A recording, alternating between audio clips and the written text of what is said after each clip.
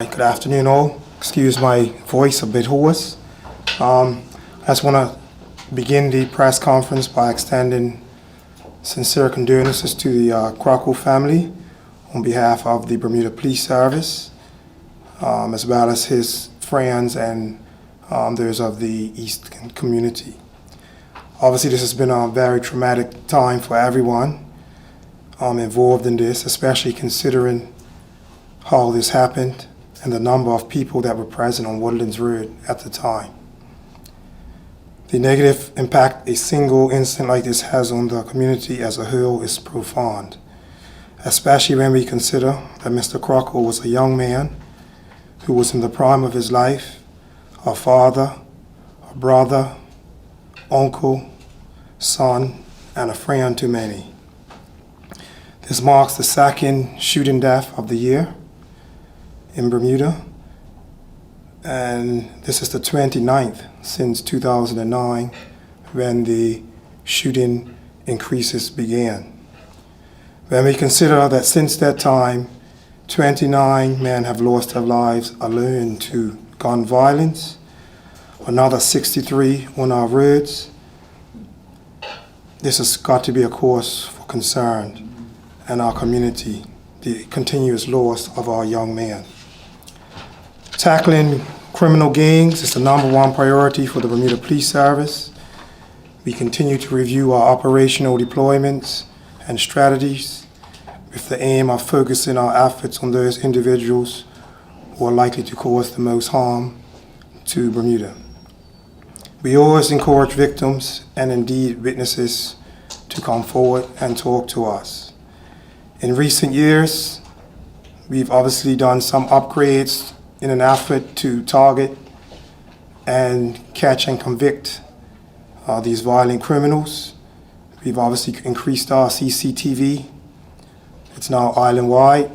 We're looking for any gaps where we can obviously improve that more. We now have our gang reduction strategy. We've increased our firearms capability by adding more officers who are trained. And we always also continue to engage with our partners to find ways to merge and get these guys. It is also incumbent on the community as well to stand together and support each other when faced with those bent on destabilizing society. The Bermuda Police Service continues to be both thankful and encouraged by those willing to do that. In relation to Mr. Crockle's untimely death and murder investigation, there are currently 2 men in police custody, and I will now hand over to the Senior Investigating Officer, Acting Inspector Antoine Trott, to give you an update on the murder. Good afternoon.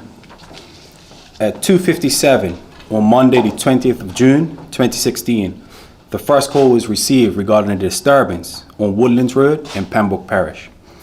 Moments later, another call was received stating that there had been a shooting at that location.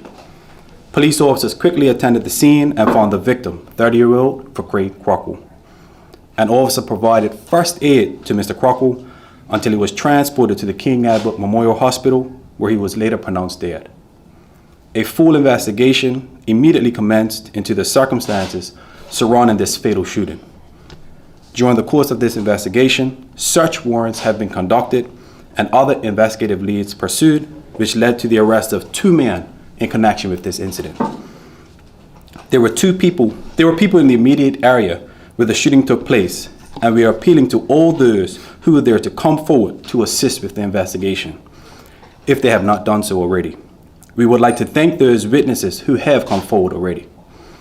Please continue to actively conduct inquiries into the murder of Crockle, and we urge anyone with information to contact the Serious Crime Unit on 247-1739 or the Confidential Crime Stoppers Hotline at 800-8477.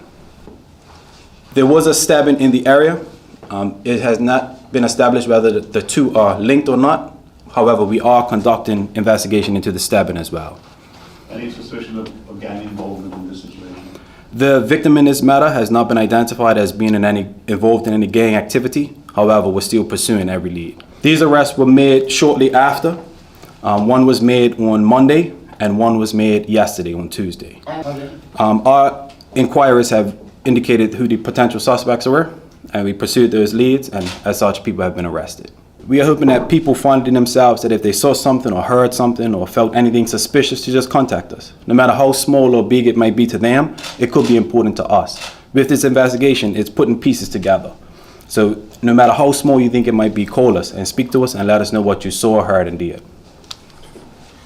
Yeah, that investigation is ongoing as well. The pathologist conducted an autopsy yesterday, so the body will be released in due course. Yeah, we're treating it as a suspicious death, of course. We're not going to release many details. We're going to give a release later on the full update once the autopsy has been completed. No, we don't want to get into that. The investigation is early, young. Let's let Mr. Crockel's family grieve in peace, and then we will deal with all the pieces of the case later.